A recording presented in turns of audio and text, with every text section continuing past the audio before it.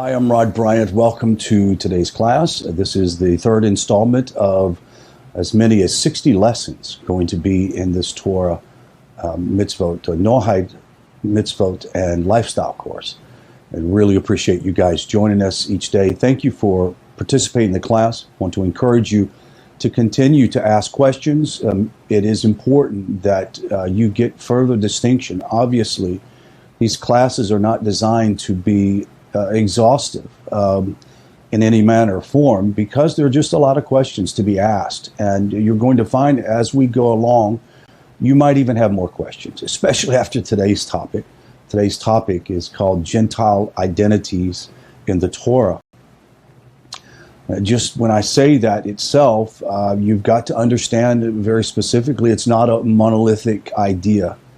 This idea of what is a goy, a dear friend and beloved teacher and rabbi of mine, Rabbi Avraham ben Yaakov, wrote a book just a short while ago called Who is That Goy?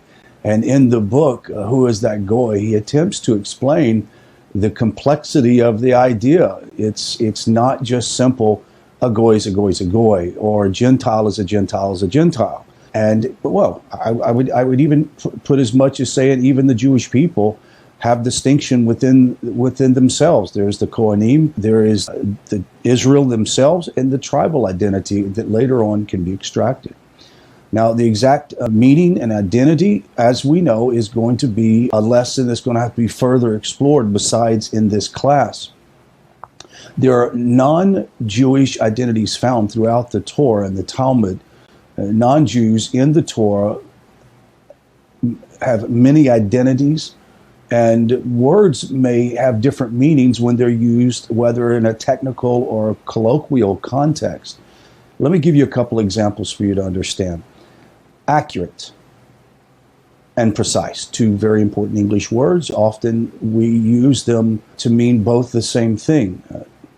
Everyday speech, we would say accurate or precise, meaning almost the same thing. However, they have a different meaning in a scientific context. Similarly, most people hear the word challah. Of course, we know challah is that delicious bread that we eat on Shabbos meals. And you think, braided bread. It's what the Jewish mother makes on Shabbat. However, in the Talmud and other works that determine religious practice, challah, or word, refers to specifically the dough tithe given to the Kohanim priest in the temple times. The Torah issues many terms for non-Jews, and these were a couple of examples, and today we'll attempt to do that. And within the context of Jewish laws, these terms have very specific meaning. However, the use of the terms in Kabbalistic or mystical, midrashic, and other non-legal writings is much less controlled. It takes a trained, experienced rabbi scholar to determine when these terms have a legal and a practical meaning versus a colloquial, metaphoric connotation. Let's first look at the definition of what is an idolater, what is idolatry. Why do I say that this term is real important? It becomes sort of the acid test of what type of goy, what type of non-Jew this person would be. It's quite shocking to hear that a person might be labeled to be punished by death, for example, for the seamlessly harmless act of studying Torah teachings or resting on the Shabbat. We've heard this. We actually mentioned this in a couple of lessons ago. Is the death penalty to be understood literally? Is it conceivable that we would be talking about any other goy? That means every goy falls into that category. Every non-Jew falls in that category. Well, certainly there have been those who have proposed that within the Orthodox Jewish world, to say that no non-Jew should ever study Torah. Well, that is a reckless statement on its face value without a careful examination. To interpret them correctly, we must understand to whom exactly they apply. When we say they, we're talking about these different terms. What are these terms and how do they apply? We will then quickly see that blanket terms like idol worshiper, Gentile, or Goy will no longer be used because they are simply imprecise. Now let's continue on by understanding the Hebrew term used in both of the above Talmudic texts is Oved Kochavim, literally means one who worships stars. This is an abbreviated form of the full expression Oved Kochavim Mazalot, one who worships planets and constellations. Technically, the word Kokavim should be translated as planets, which in rabbinic thought includes the sun and the moon, while Matzalot are constellations, such as those of the zodiac. These phrases is usually printed in rabbinical text using the acronym Akum. So when you read it in, for example, Rambam's Mishnah Torah, you'll see the word Akum. In Hebrew terms, the Hebrew terms for idolatrous worship used throughout the Talmud and abbreviated in rabbinical lectures are called, in literatures, is called avodah zarah, literally meaning strange alien worship, or avodat elilim, worship of idols, or avodat gilgulim. In the comprehensive Mishnah Torah law code of Rabbi Moshe ben Maimon, Rambam, Rabbi Moshe Maimonides states and explains in the opening section of the laws of idolatry that originally idolatry involved literal worship of the stars and planets based on elaborate relationships developed in the very early times. Mishnah Torah Halachot Avodah Kokaim, Laws of Idolatry, chapters 1 through 2. These are references if you want to look at them closely. However, in your material, there'll be some other references that you can look at as well. He states that the Torah prohibition of idolatry extends beyond the worship of stars and planets. And the reason why this has to be said, that one could read the text of the Rambam and say, well, he's only talking about people who worship the stars and the constellation and planets. The essence of the commandment against idolatry is, quote, is not to serve any one of all of the created beings. Did you hear that? Literally, idolatry is to not serve any one of all the created beings, not of any angel, sphere, star, planet, object, any four elements of fire, air, water, earth, nor any of all that are created from them. Even if a worshiper knows that Hashem is the supreme creator of the universe, this is according to Mishnah Torah, Chelachot Avodah Chachim, in Laws of Idolatry 2:1. Understood in this way, it is readily understandable why any actual practicing of Oved Kochavim or idolater should be forbidden to study Torah and observe the Shabbat. Let me repeat. It goes to show, and it states implicitly, that idolater, one who practices the worship of other gods, whether it be an object, whether it be an ethereal idea, whether it be an image that they even know that there is a creator of the universe, but worship that creator through another being, that is considered idolatrous. So if someone uses an object to pray to the creator of the universe, which was the sin of the golden calf, essentially, and also the 10 northern tribes, when they worshipped on the altar of a pagan god to present an offering to Hashem, they were disbanded and sent out of the country, out of the nation. They should, obviously, not observe the Shabbat or study Torah, both of which are very opposite of idolatry. That is, the study of Torah and Shabbat is the opposite of idolatry. It's the antithesis of idolatry and Torah. For And the reason why Rambam says this, he says, he will surely pervert both and turn them into service of his gods or gods. Now, this is a very touchy situation, because many of you would say, well, I was a Christian and I studied Torah, and I clearly was an idolater at one point, or considered myself an idolater. Well, according to most Jewish thinkers of the postmodern era, Christians are not the idolaters of the ancient age. However, they still have some level of what we call avodah zarah on them. They still they still have the practice, and they'll receive a place in the world to come. They have not gained full access to the greatest benefit they can have by completely rejecting those ideas.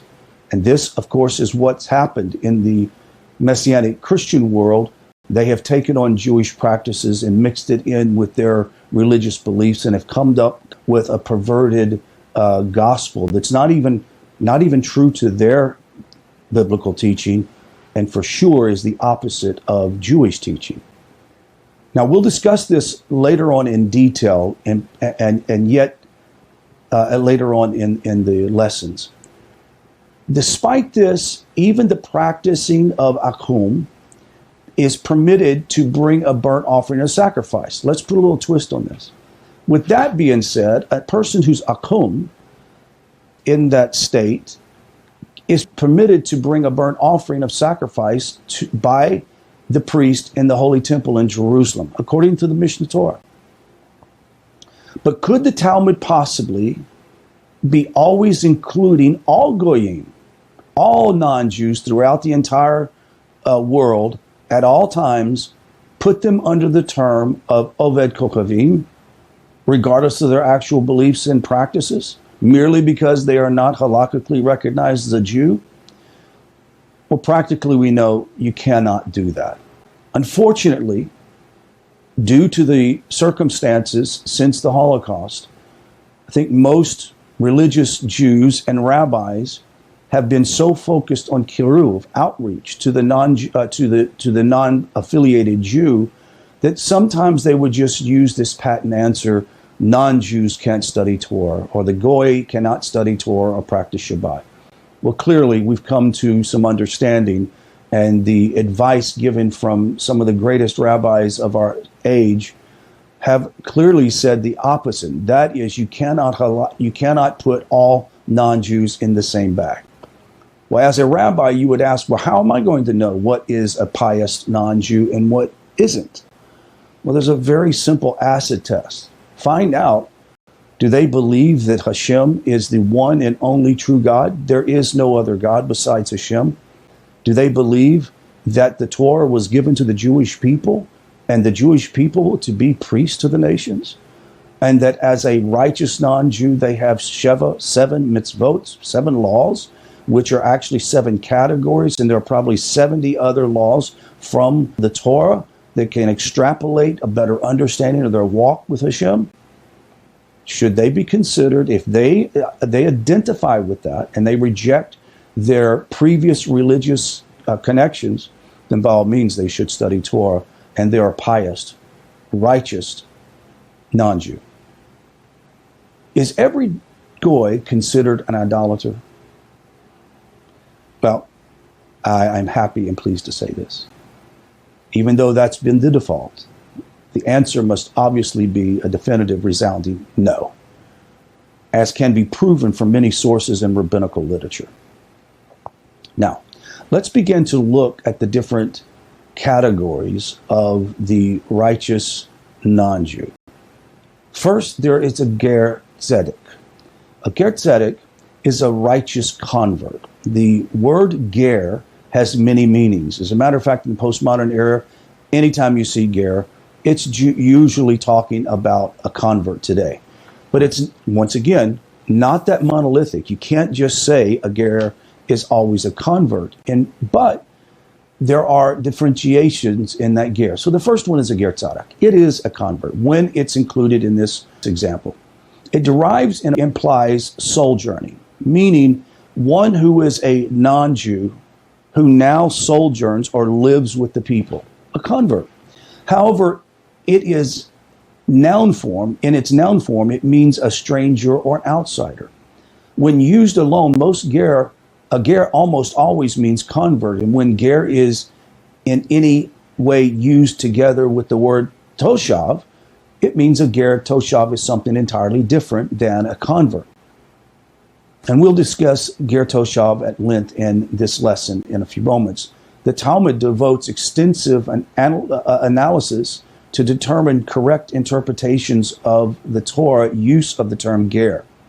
For clarity, the Talmud qualifies its own use of ger with the term tzedek, meaning a righteous convert. The term ger tzedek is used in the Talmud and codes of Jewish law, means it's exclusively a full convert to Judaism.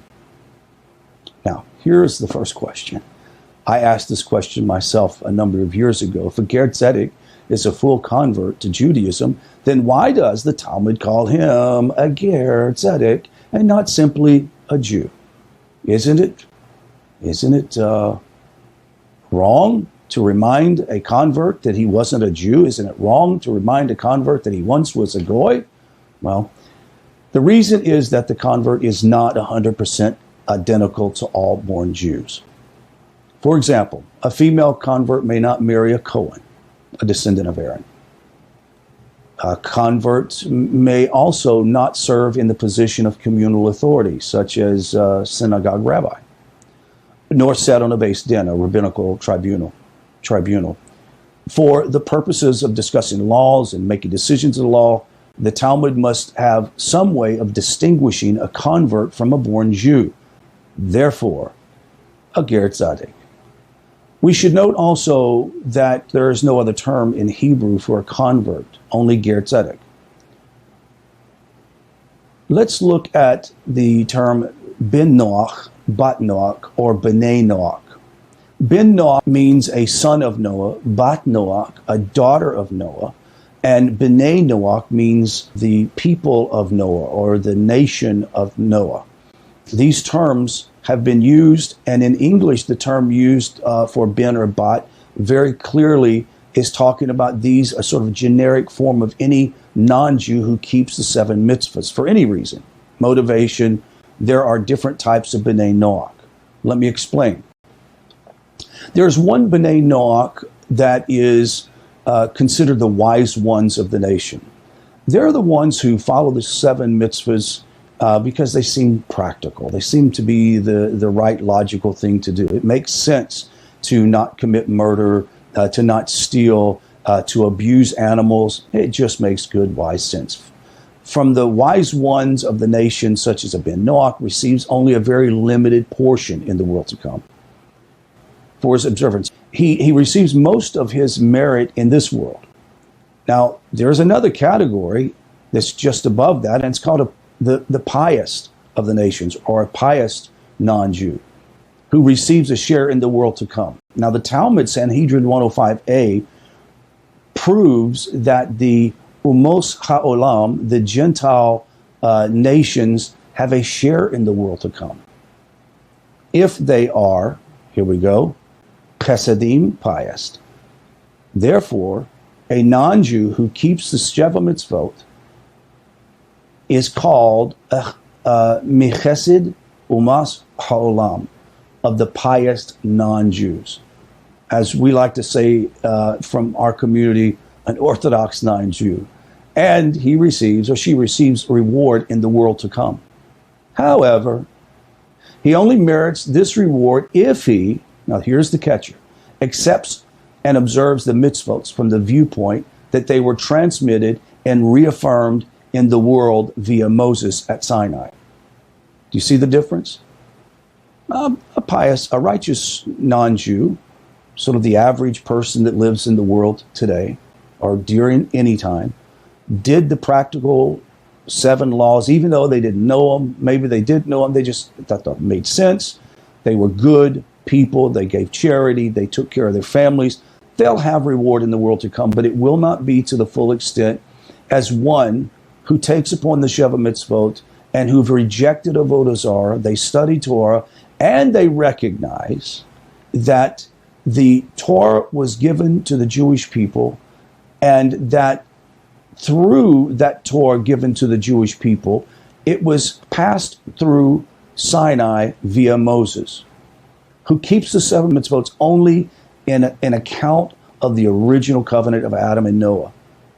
This person who says these laws were established before time immemorial, they came through Noah from Adam, they came through Moses, and this is the commandment that all men should live at this standard because there is only one God and he requires it. This person is going to receive a great reward. Now, the person who is the other person, that is the person who just does it for the sake it makes sense, his reward is going to be lesser form, and he's not going to be considered the pious non-Jew. So we make sure we understand a regular pious non-Jew or righteous non-Jew is a person who does the mitzvot and they really don't even know. They may not even know there is who the one true God is, but believe there is a power in the universe. And they also don't know that it's a mandate passed down through Noah, from Adam to Noah to Moses, to the non-Jewish world. Actually, the Jews follow the Sheva Mitzvot all the way up to Sinai. They continue to this day to follow the Sheva Mitzvot, except they have the commandments as well. Now, the next question begs to be asked, how does one become a ben or bat Noach? To become a Noahide, one must accept the Sheva Mitzvot upon themselves from a conviction that they are divinely ordained. You see, one cannot really is not a Noahide just because they're born. And this is a misnomer amongst many. Now, there is a slight differentiation. Yes, they are descendants of Noah, but if they don't have the conviction that the laws are divinely ordained and they have been commanded into the world by God, then clearly they're just not full Noahides. Does that make sense? It's almost like a Jew who's born a Jew doesn't practice their Judaism nor accepts the commandments of God as being the authority of God in their life. They're not living to their fullest potential. And so what we're here to say is that the people of the nations were just good people. Do they need to come to the knowledge of God? By all means. Do they need to become Jewish? No. What is their identity? Their identity is being themselves, but being righteous people. And being righteous people of faith in the world. They also have to who understand that Moses reaffirmed the covenant sealed with Adam and then with Noah.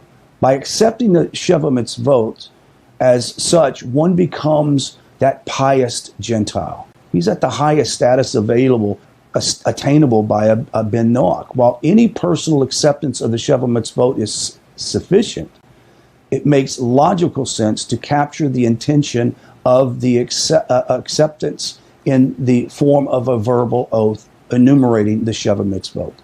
There has been some debate back and forth of whether one is truly a Noahide if he has not went to a Beis Din.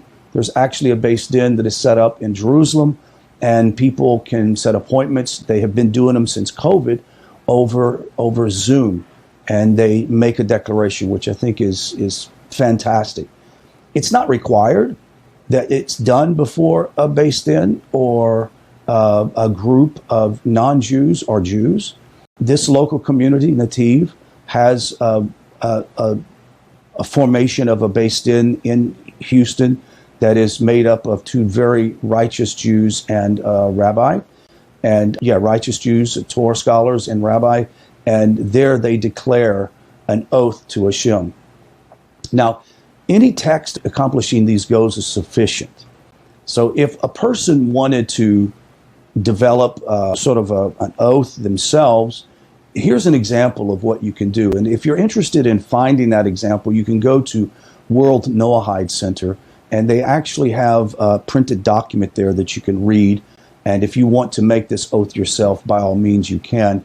And God willing, in the future, you would be able to go to any rabbi and have him put together a council of three, triune of three people to hear your confession or hear your oath. And this is an example of what it would say, and by no means it has to be just like this. It says, I accept upon myself the 7 commandments of the children of Noah, including the general and specific prohibitions of idolatry, murder, theft, sexual immorality, blasphemy, eating of flesh torn from a living animal, and the general and specific commandments to establish a system of justice as commanded to Noah, Adam, and their descendants by the mouth of the Holy One, creator of the universe, as reaffirmed and transmitted by his servant Moshe at the giving of the Torah at Mount Sinai. One is not required, once again, to accept the mitzvahs before a Jewish court. I've said that. So any personal or private acceptance is fine, even if you wanted to turn to your spouse and make this commitment with each other, perfectly fine. Nevertheless, it is a good idea to make a verbal acceptance before a witness. Now, you can do it to yourself. Some people don't have the privilege of that. But now in our virtual world, there's no reason why anyone who wants to make that statement before a rabbi or before a group of Ben or Bat Noach community, you can most definitely do it.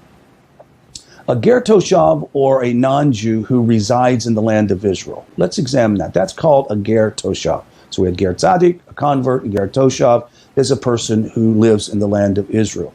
So this actually has created some special confusion for the modern Noahide, and will be discussed at length in further lessons. However, the ger toshav is referred to in many places in the Torah. If you look at your book, you'll see several references there. Exodus 12:43-45, Leviticus 25:6.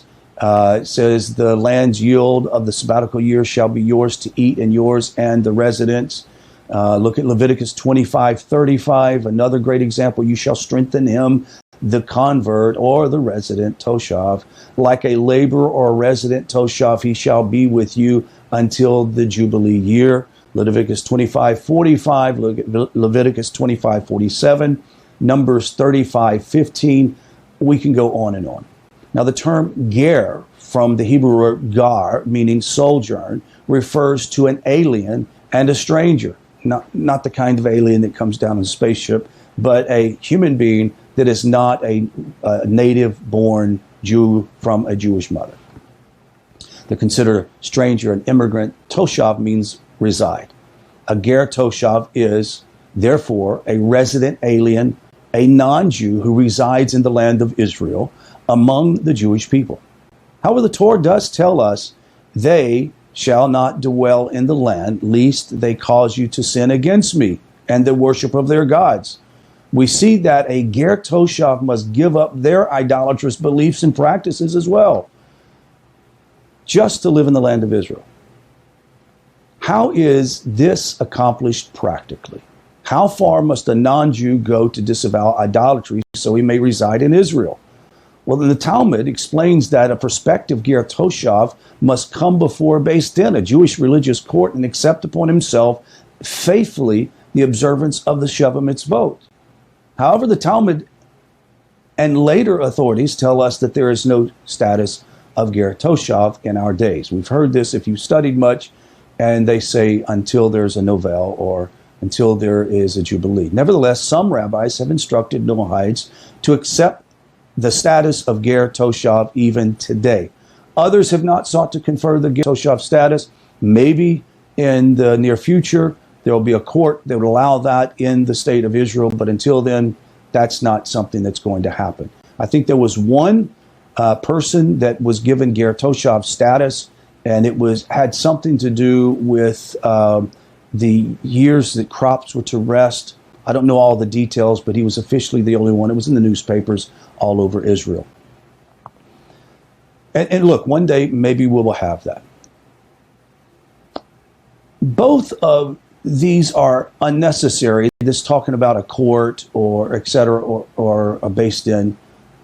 And we'll see further in the lessons why. The halakha, or decisive religious law, is that there is no need or benefit for one to accept the Sheva Mitzvot before Beis Din. Such an acceptance before Beis Din will have no effect whatsoever on the Ben Noach's religious status, ability to fulfill the mitzvot, or merit he receives in the world to come. So, it's important to understand that the pious non-Jew, the righteous non-Jew, or the ger toshav, which maybe there is and maybe there isn't, but the person who is in the nations, who is considered a goy, could potentially be a part of the 10 tribes. They don't know they're Jewish. They could be part of the captive child, people that were brought into captivity and remain descendants of people that were in captivity, have no idea that they are actually Jews, but they in essence are goy. So the issue is, it's what an individual declares in their heart is the most important thing. If you're Jewish, obviously, you find out you're Jewish, you should go back to a court and reestablish your Jewish practices. If you are not Jewish, you don't need a religious court to give you permission to be who you are. Hashem himself gives you permission to be who you are. In lesson summary, it's obvious that idolatrous thoughts and practices and beliefs are all prohibited. Ger tzedek is a non-Jew who undergoes conversion to Judaism.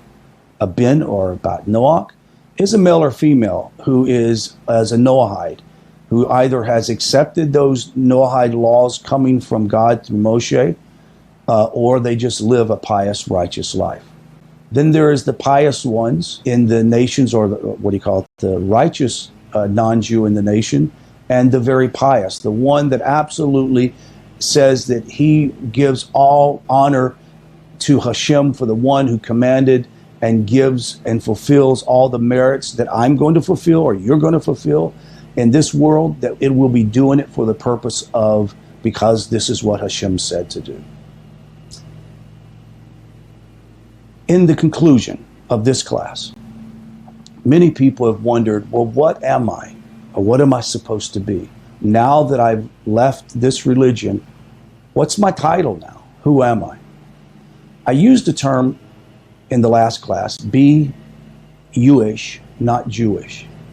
There's nothing wrong with dressing modestly. By all means, I think that a B'nai Noach or Bat Noach should demonstrate the highest level of modesty, should look different in the sense that they don't look like the rest of the world. They don't speak like the rest of the world. They're honorable people. They're full of integrity. That's how you show your distinction, is through your lifestyle, your behavior, your characteristics. That's how you show the difference. And in doing this and giving honor to God, knowing that he gave you these commandments to live, and he's also giving you the ability to be yourself. Enjoy your life. Make your identity your own. And don't worry about trying to be like somebody else. Shalom, shalom, until next class.